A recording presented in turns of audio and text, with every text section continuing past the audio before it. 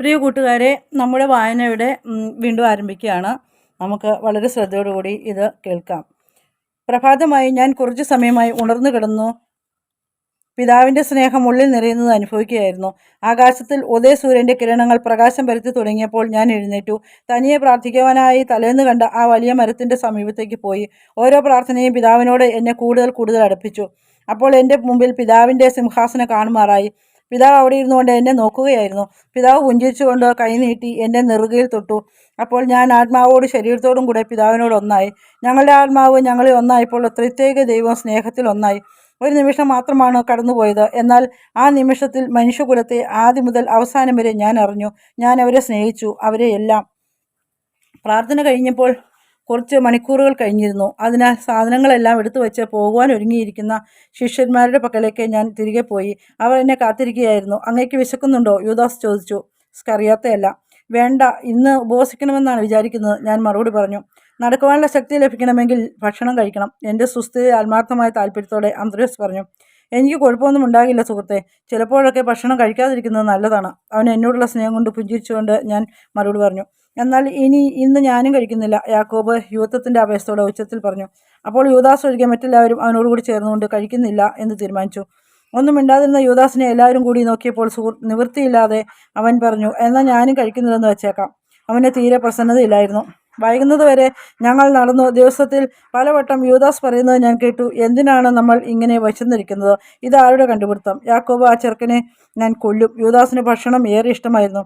അതിനല്ലാതെ അവന് ഒരു സന്തോഷവും ഉണ്ടായിരുന്നില്ല. രാത്രിയായപ്പോൾ പൊന്തക്കാടിനാൽ ചുറ്റപ്പെട്ടതും അതിനാൽ കാറ്റിൽ നിന്നും സംരക്ഷണം ലഭിക്കുന്നതുമായ ഒരു പാതയോർത്ത് ഞങ്ങൾ നിലയുറപ്പിച്ചു. തീ കൂട്ടി അതിൻ്റെ ചൂട് തണുത്ത രാത്രിയിൽ സുഖം പകർന്നു. എന്നാൽ ഇനി നമുക്ക് വല്ലതും കഴിക്കാം, യൂദാസ് പ്രതീക്ഷയോടെ പറഞ്ഞു. അവനിൽ സംഭവിച്ചുകൊണ്ടിരിക്കുന്ന നിരന്തരമായ ആന്തരിക യുദ്ധത്തിൽ എനിക്ക് അല്പം ദുഃഖം തോന്നി. ആവശ്യമെങ്കിൽ നീ ഭക്ഷണം കഴിച്ചോളൂ, ഞാൻ നാളെ രാവിലെയാണ് ഇനി ഭക്ഷിക്കുന്നത്. ഒരു ചുള്ളിക്കമ്പിനാൽ നിലത്ത് വരച്ചുകൊണ്ട് ഞാൻ താഴ്ന്ന സ്വരത്തിൽ പറഞ്ഞു. നമുക്കും അങ്ങനെ തന്നെ ചെയ്യാം, മറ്റു ശിഷ്യരും പറഞ്ഞു. എന്നാൽ പിന്നെ ഞാനും, തീരെ താല്പര്യമില്ലാതെ യൂദാസും കൂടി.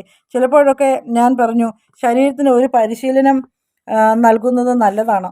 ഉപവാസത്തിലിരിക്കുമ്പോൾ പ്രാർത്ഥനയിൽ മുഴുകുന്നതിനായി ആത്മാവിനെ വിട്ടുകൊടുക്കുവാൻ കൂടുതൽ എളുപ്പമായിരിക്കുന്നത് കാണാം. ചിലപ്പോഴൊക്കെ ഈ അച്ചടക്കം സഹനങ്ങളുടെ നാളുകളെ അഭിമുഖീകരിക്കുന്നതിന് നിങ്ങളെ ശക്തിപ്പെടുത്തുവാൻ ആവശ്യമാണ്. എന്തെന്നാൽ ശരീരത്തെ പരിശീലിപ്പിക്കുമ്പോൾ നിങ്ങൾ മനസ്സിനും ശിക്ഷണം കൊടുക്കുന്നു. ശക്തിപ്പെട്ടതും നമ്മുടെ അധീനതയിലായിരിക്കുന്നതുമായ ഒരു മനസ്സുള്ളപ്പോൾ പിശാചിനെ അഭിമുഖീകരിക്കേണ്ടി വരുന്ന അവസരങ്ങളിൽ തോൽപ്പിക്കുവാൻ എളുപ്പമാണ്. ദുഷ്കരമായ സമയങ്ങളെ അതിജീവിക്കുവാനും ആവശ്യ നേരത്തെ മറ്റുള്ളവർക്ക് വേണ്ടി ത്യാഗം സഹിക്കുവാനും ഇതുകൊണ്ട് ബുദ്ധിമുട്ടില്ലാതായി തീരുന്നു. ഉപവാസത്തെ ഒരു ശിക്ഷയായിട്ടല്ല, മറിച്ച് ഒരു കൃപയായിട്ട് മനസ്സിലാക്കൂ.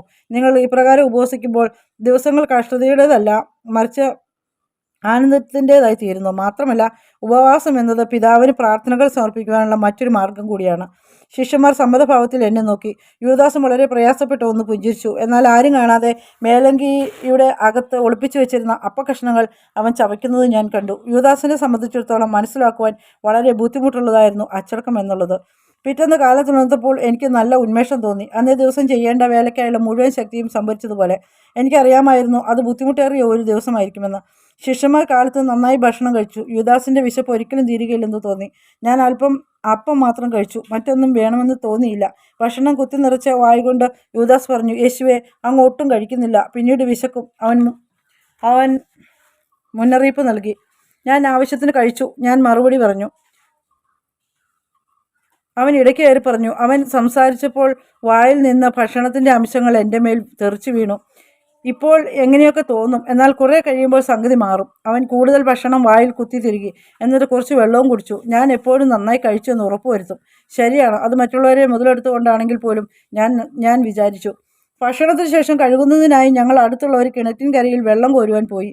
സമീപത്തുള്ള വിളനിലത്തിൽ താമസിക്കുന്ന 2 സ്ത്രീകൾ അവിടെ ഉണ്ടായിരുന്നു. ഞങ്ങൾ അരികിലേക്ക് ചെന്നപ്പോൾ അതിൽ ചെറുപ്പക്കാരിയായ സ്ത്രീ പറഞ്ഞു, ഞാൻ നിങ്ങളെ സഹായിക്കട്ടെ, ഞാൻ വെള്ളം കോരിത്തരാം. ഞങ്ങളുടെ പാത്രങ്ങളെടുത്ത് അവൾ വെള്ളം നിറയ്ക്കാൻ തുടങ്ങി. നിന്റെ കാരുണ്യത്തിന് നന്ദിയുണ്ട്, ഞാൻ അവളുടെ കയ്യിൽ നിന്ന് നിറഞ്ഞ പാത്രം തിരികെ വാങ്ങിക്കൊണ്ട് പറഞ്ഞു. അതെ, നന്ദി. എൻ്റെ ശിഷ്യന്മാരോരുത്തരും അവരവരുടെ വെള്ളത്തിൽ പാത്രം തിരികെ വാങ്ങുമ്പോൾ പറഞ്ഞു. നിങ്ങൾ എവിടേക്ക് പോകുന്നവരാണ്? മറ്റേ സ്ത്രീ ചോദിച്ചു. ജെറുസലേമിലേക്ക്, പത്രോസ് ഉത്തരം പറഞ്ഞു. അതൊരുപാട് ദൂരെയില്ലേ? ഞങ്ങൾക്ക് വെള്ളം തന്ന ചെറുപ്പക്കാരിയായ സ്ത്രീ പറഞ്ഞു. നടന്നെത്താൻ നല്ലൊരു സമയം തന്നെ എടുക്കും. എത്ര സമയം എടുക്കുന്നു എന്നത് ഞങ്ങൾക്ക് പ്രശ്നമല്ല. ഞാൻ പറഞ്ഞു. പോകുന്ന വഴിയിൽ ഞങ്ങൾക്ക് ഒരുപാട് കാര്യങ്ങൾ ചെയ്യാനുണ്ട്. തമിഴ് പ്രായം കൂടിയ സ്ത്രീ എന്നെ നോക്കി. എന്നിട്ട് പറഞ്ഞു, നിങ്ങൾക്ക് തിരക്കില്ലെങ്കിൽ ഞങ്ങളുടെ വിളംബരത്തിലേക്ക് വരാം. നിങ്ങൾക്ക് ചെയ്യാവുന്ന ജോലികൾ അവിടെയുണ്ട്. ഞങ്ങളുടെ പിതാവ് വൃദ്ധനാണ്. ഞങ്ങളുടെ സഹോദരന് തനിയെ എല്ലാ കാര്യങ്ങളും നടത്തുവാൻ സാധിക്കുകയില്ല. ഞങ്ങളുടെ സഹായം ഉണ്ടായിട്ട് പോലും വിത്ത് പാകുന്നതിനിടയിൽ അവൻ വീഴുകയുണ്ടായി. ഞങ്ങൾ നിങ്ങൾക്ക് ഭക്ഷണവും കൂലിയും തരാം, അവൾ വാഗ്ദാനം ചെയ്തു. പത്രോസ് പറഞ്ഞു, ഞങ്ങൾക്ക് സഹായിക്കണമെന്ന് ആഗ്രഹമുണ്ട്, എന്നാൽ ഇപ്പോൾ ജെറുസലേമിലേക്ക് പോകേണ്ടിയിരിക്കുന്നു. 2-3 ദിവസം കൊണ്ട് തീരുന്ന വേലയാണ്. ഒരുപക്ഷെ എല്ലാവരും കൂടെയുള്ളതിനാൽ അതുപോലും വേണ്ടിവരില്ല. ചെറുപ്പക്കാരിയായ സ്ത്രീ യാതനാപൂർവ്വം പറഞ്ഞു. ശരി, നിങ്ങളെ ഞങ്ങൾ സഹായിക്കാം. ഞാൻ പറഞ്ഞു, പക്ഷേ 2 ദിവസം മാത്രം, അത് കൂടുതൽ പറ്റില്ല. കാരണം ഞങ്ങൾക്ക് ഇനി ഒരുപാട് കാര്യങ്ങൾ ചെയ്യുവാനുണ്ട്. നന്ദി, വലിയ ഉപകാരം. 2 സ്ത്രീകൾ ഒരുമിച്ച് പറഞ്ഞു. അവർ സന്തുഷ്ടരായി കാണപ്പെട്ടു. നിങ്ങളുടെ സാധനങ്ങളെല്ലാം എടുത്തുകൊണ്ട് ഞങ്ങളുടെ കൂടെ വരൂ, അവരിൽ മൂത്തവൾ പറഞ്ഞു. ഞങ്ങൾ താമസിച്ചിരുന്നിടത്തേക്ക് തിരിച്ചുപോയി പോകും വഴി പത്രോസ് പറഞ്ഞു, ഇത് ശരിയാമോ കർത്താവേ? പത്രോസേ, അവർക്ക് നമ്മുടെ സഹായം ആവശ്യമാണ്. സഹായം ആവശ്യപ്പെടുന്ന ആരെയും നമ്മൾ നിരസിക്കരുത്. ഞാൻ മറുപടി പറഞ്ഞു. കർത്താവേ, അനുസരണയോടെ പത്രോസ് പറഞ്ഞു. വസ്തുവകകളെല്ലാം പെറുക്കിയെടുത്തുകൊണ്ട് ഞങ്ങൾ ആ സ്ത്രീകൾ നിൽക്കുന്നിടത്തേക്ക് ചെന്നു. അവിടെ സംസാരിച്ചുകൊണ്ട് നിൽക്കുകയായിരുന്നു അവർ. അപ്പോൾ അവരിൽ മൂത്തവൾ ഞങ്ങളോട് പറഞ്ഞു, കൂട്ടിന് ആളുകളുണ്ടാവുന്നത് എത്ര നല്ലതാണ്. കൃഷിയിടത്ത് ഞങ്ങൾ ആരെയും കാണാറില്ല. എന്തെന്നാൽ ഞങ്ങൾക്ക് എപ്പോഴും ജോലി തിരക്കായിരിക്കും. അത് ഇളയവൾ അതിനോട് യോജിച്ചുകൊണ്ട് പറഞ്ഞു. ഞങ്ങൾ പട്ടണത്തിൽ പോലും വളരെ വിരളമായിട്ടാണ് പോകുന്നത്. യാക്കോബ് ഏകദേശം അവൻ്റെ അത്രയും മാത്രം പ്രായം തോന്നിക്കുന്ന ഇളയ പെൺകുട്ടിയുടെ അരികിൽ വന്നിട്ട് ചോദിച്ചു, നിങ്ങൾ കഠിനവേല ചെയ്യുന്നവരാണെന്ന് തോന്നുന്നു. ചിലപ്പോഴൊക്കെ വിശ്രമം വേണ്ടതാണ്. ജോലി മാത്രം ചെയ്തുകൊണ്ടിരുന്നാൽ ജീവിതം ഒരു ഭാരമായി തീരും. യാക്കോബിനെ ഓർത്ത് എനിക്ക് ചിരിക്കാതിരിക്കാൻ കഴിഞ്ഞില്ല. ജീവിതത്തിൻ്റെ യഥാർത്ഥ അർത്ഥം എന്താണെന്ന് പഠിക്കുവാൻ ആരംഭിക്കുന്ന ഒരുവനെ ഞാൻ അവനിൽ കണ്ടു. അപ്പോൾ അവൾ യാക്കോബിനെ നോക്കി പുഞ്ചിച്ചുകൊണ്ട് പറഞ്ഞു, അങ്ങനെയൊക്കെ പറയാൻ എളുപ്പമാണ്, എന്നാൽ കാര്യമായി ഒന്നും തന്നെ ചെയ്യാൻ സാധിക്കാത്ത വൃദ്ധനായ പിതാവും അംഗവൈകല്യമുള്ള ഒരു സഹോദരനും ഉള്ളപ്പോൾ ജീവിതം പലപ്പോഴും ഒരു ഭാരം തന്നെയാണ്. അതിനുള്ള മറുപടി പറയാൻ അറിയാതെ യാക്കോബിൻ്റെ മുഖം ചുമന്നുപോയി. സാരമില്ല കുട്ടി, ജീവിതം ബുദ്ധിമുട്ടുള്ളതാണെന്ന് അറിയുക, മൂത്തവൾ പറഞ്ഞു. എന്നിട്ട് അവൾ തിരിഞ്ഞ് വിളനിലത്തിലേക്കുള്ള വഴിയിൽ ഞങ്ങളെ നയിക്കേണ്ടതിന് മുമ്പേ നടന്നു. കൃഷിഭൂമിയിലേക്ക് നടക്കുമ്പോൾ ഞങ്ങൾ നിശബ്ദരായിരുന്നു. കഴിഞ്ഞ അനുഭവത്തിൻ്റെ വെളിച്ചത്തിൽ ഇനി എന്തെങ്കിലും പറയുവാൻ യാക്കോബിന് മടിച്ചിരുന്നു. നമുക്ക് പ്രാർത്ഥിക്കാം, ഞാൻ പറഞ്ഞു. ഞങ്ങൾ എല്ലാവരും ചേർന്ന് പിതാവിനോട് പ്രാർത്ഥിച്ചു. സ്ത്രീകളും പ്രാർത്ഥനയിൽ പങ്കുചേർന്നു. പ്രാർത്ഥന കഴിഞ്ഞപ്പോൾ ഇളയവൾ യാക്കോബിനോട് ചോദിച്ചു, നിങ്ങൾ വിശുദ്ധരായ മനുഷ്യരാണോ? ഗുരു അതെ, അവൻ പറഞ്ഞു. ബാക്കി ഞങ്ങളെല്ലാവരും അങ്ങനെ ആകുവാൻ ശ്രമിച്ചുകൊണ്ടിരിക്കുന്നു. എവിടെ നിന്നാണ് നിങ്ങൾ വരുന്നത്? ഏതെങ്കിലും വലിയ സിനഗോഗിൽ നിന്നാണോ? അവൾ ചോദിച്ചു. അല്ല, യാക്കോബ് പറഞ്ഞു. ഞങ്ങൾ പല സ്ഥലങ്ങളിലും വരുന്നു. ഞങ്ങൾ പല സിനഗോഗുകളും സന്ദർശിക്കുന്നു. ഞങ്ങളുടെ ഗുരു നിയമപണ്ഡിതനാണ്, അവൻ അഭിമാനത്തോടെ പ്രസ്താവിച്ചു. ഓ, റബിയാണല്ലേ? മൂത്തവൾ പറഞ്ഞു. ഒരുപക്ഷെ അദ്ദേഹത്തിന് എൻ്റെ പിതാവിനോടും സഹോദരനോടും ഒത്ത് പ്രാർത്ഥിക്കാം. അവർ ഒരു റബ്ബിയെ കണ്ടിട്ട് ഒരുപാട് നാളായി. രോഗിയായ എൻ്റെ പിതാവിനും അംഗവൈകല്യമുള്ള എൻ്റെ സഹോദരൻ മിഖായേലിനും സിനഗോഗിൽ പോകുന്നതിന് ബുദ്ധിമുട്ടാണ്. പ്രാർത്ഥിക്കുന്നത് അവർക്ക് ആനന്ദകരമായി ആണെന്ന് എനിക്കറിയാം. കുറച്ച് കഴിഞ്ഞപ്പോൾ നിങ്ങൾ എല്ലാവരും കൂടി അവരോടൊത്ത് പ്രാർത്ഥിക്കാമോ? അവൾ പ്രതീക്ഷയോട് ചോദിച്ചു. തീർച്ചയായും, ഞാൻ പറഞ്ഞു. അവരോടൊത്ത് പ്രാർത്ഥിക്കുന്നത് ഞങ്ങളിൽ വലിയ സന്തോഷം ഉളവാക്കും. ഞങ്ങൾ വിളനിലത്തിലെത്തിയപ്പോൾ മിഖായേൽ സഹോദരികളെ കാണുവാനായി ഇറങ്ങി വന്നു. അവൻ ഞൊണ്ടിയാണ് നടന്നത്.